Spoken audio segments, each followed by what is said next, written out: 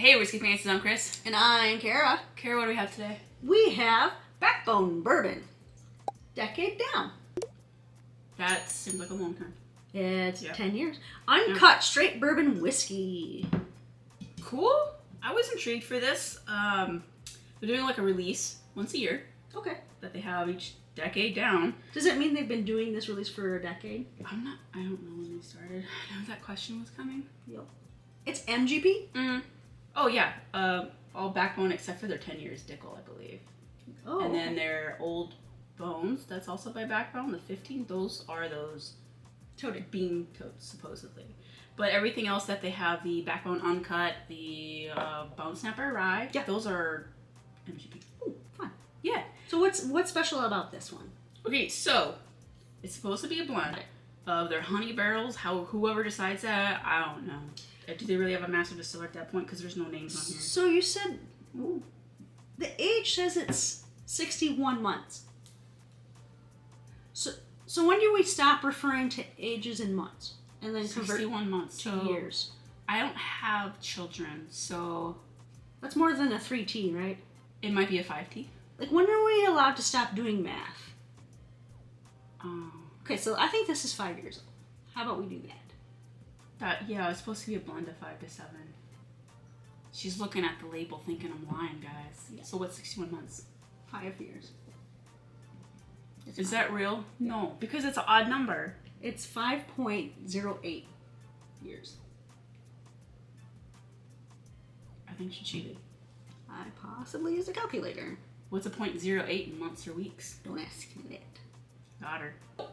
What I can know about, for sure, is that 25% of the X amount of barrels that they used was aged in sherry barrels for 12 months. Ooh, that sounds fun. I opened it with a friend, wanted to try it as soon as I got it, and that's why, and I think we gave some samples away. Yep. And I didn't care for it at that moment. It was a little bit underwhelming. You weren't there, so I'll tell my story. I'm speaking for you, I apologize. I'm being a jerk. No, it's just, it's how your palate is, so I'm kind of trying to hope that when I go here, I haven't had anything. Oh. I had a very high proof whiskey beforehand. Thought, cleansing the palate was enough, but it wasn't because I felt underwhelmed. And I'm trying to put that out of my mind and hope it's 110 proof. That explains it. I was drinking like something like almost like 128 or probably something. Yeah. So this is only 110, even though it is uncut. It must have it's kind of similar. It reminds me of Maker's Mark's proof, where Maker's Mark is it's cask strength, but it doesn't go very high, much higher than like 111, 112. Ooh, it's got a beautiful wood sugar smell. But it's very soft. Look, you gotta put your honker in there. Ooh, to that's get it out brown there. sugar. Ooh, I smell brown sugar.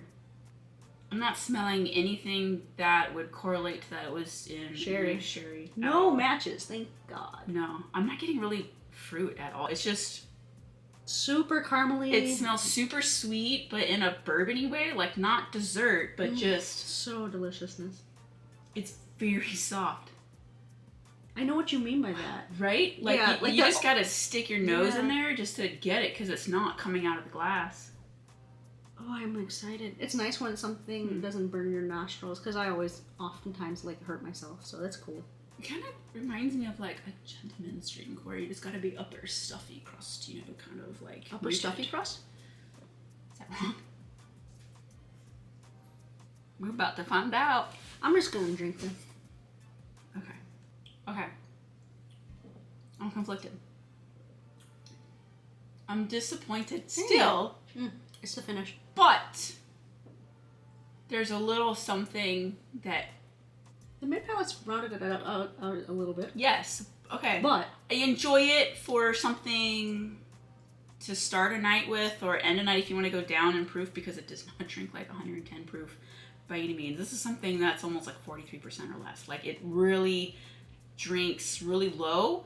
It's not super thin, as I remember, because of that high proof I had before it. It does have a lot of flavor, but it doesn't translate to the price at all. Can I say something? You can say whatever you want, because I think it does take. It drinks more like 47 proof. I wouldn't go down to 43. It drinks around 47. I'm not getting no spice. It's on the finish. It's not really a spice on the finish. It's almost like a tiny bit of tongue tingle. What I have to say, it amps up. You get a nice sweetness. If the beginning of the mid palate is quite full, and then it abruptly stops evolving, and it kind of dissipates, almost evaporates on the caramelizedness, and then you just get a little bit of that sweet wood on the back end, and then it's not much. So the beautiful richness in the front, I feel like it's going to develop, and then it just peters out. It's not very complex. It pulled a Thelma and Louise and just drove off a cliff. Great movie, bad in bourbon. Yeah. It's like, I would agree with your statement that this is an easy pour you grab when you want to wind down, or like you're just chilling and it's the first drink. So you could do bookend it. I wouldn't probably drink this all night because I would get a little bored with it, unfortunately. Yes. It's good, but it has a very full flavor, but it's just kind of just sweet note wood flavor. And that's it. Yeah. Like, I'm not getting a lot of spice. That's why I was like, this has to be super low proof. The spice doesn't pick apart out to me as much as for you. Like, it's just there. Like, if I had a guest over and wanted to introduce them to bourbon, I would probably do this because it has a lot more flavor and there's no ethanol on it. But I am not getting any sherry's influence except for the sherry. Yes, I totally forgot. Didn't even know. The only thing is that after the finish, it's drying.